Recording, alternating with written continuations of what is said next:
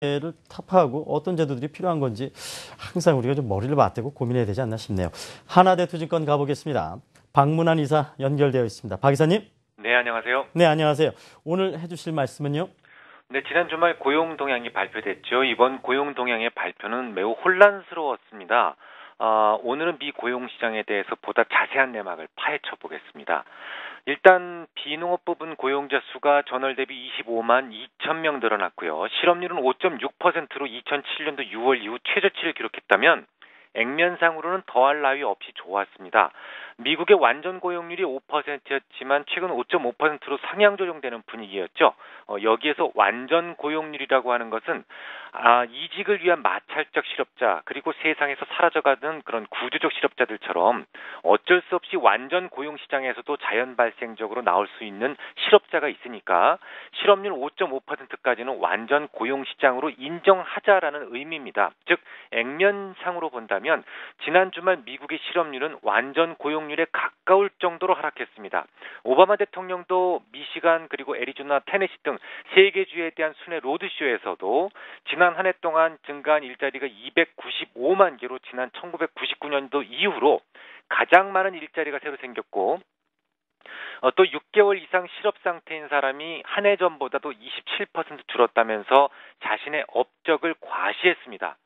하지만 긍정적인 부분만 보이는 것은 아니었죠. 제가 지난해 연초부터 계속 강조드렸던 것이 뭐였습니까? 고용시장 통계가 왜곡되었다라고 주장드리면서 세 가지를 눈여겨보시라는 말씀을 드렸었죠.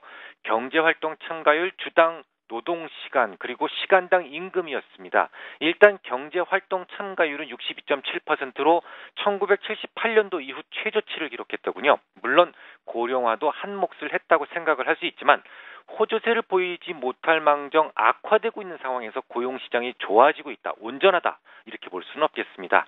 그러니까 일자리가 늘어나서 실업률이 하락한 부분도 일부 있겠지만 아직은 구직 포기자가 많아지면서 실업률이 하락한 부분도 더 많다라는 것이죠. 특히 강조드렸던 시간당 평균 근로소득은 오히려 5센트 정도 감소한 24.57달러로 집계가 됐습니다. 시간당 임금이 줄어들고 있는 시장에서 고용시장이 좋아지고 있다라고 말할 수 있는 것은 아니지 않습니까? 하지만 그럼에도 불구하고 미국의 고용시장은 최악은 아니다라는 판단인데요.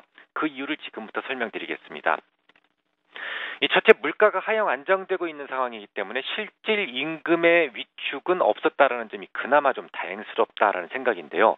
임금은 명목 임금도 중요합니다. 물론 굉장히 중요합니다. 하지만 실질 임금도 중요한데요. 실질 임금은 물가를 고려해서 결정을 합니다. 예를 들어서 명목 임금이 10% 올랐다고 하더라도 물가가 20% 올랐다면 실질 임금은 10% 하락한 것으로 계산하게 되죠.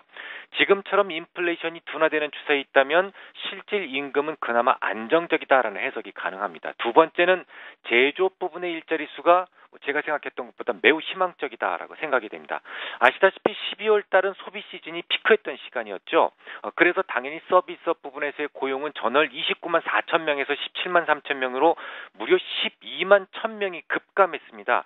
그것이 전월 대비 일자리 수 증가가 줄어들었던 가장 큰 이유가 되기 때문에 전혀 이상할 것 없습니다. 그러니까 조금 일자리가 줄었다라는 것은 당연합니다. 하지만 실질적인 고용시장의 지표로 활용될 수 있는 제조업 부분에서의 고용은 전월 대비 6만 7천 명 증가했다라는 점을 바로 보실 필요가 있겠습니다. 제조업에서의 일자리 수가 늘었다라는 것은 소비 시즌 이후에도 경제가 계속 잘 돌아가고 있다, 정상적이다, 이런 것을 의미하기 때문이죠. 결론적으로 지난 주말에 발표되었었던 고용 지표는 비록 일부 지표가 실망을 주긴 했지만 그렇다고 비관적 수준은 아니었다라고 판단이 됩니다.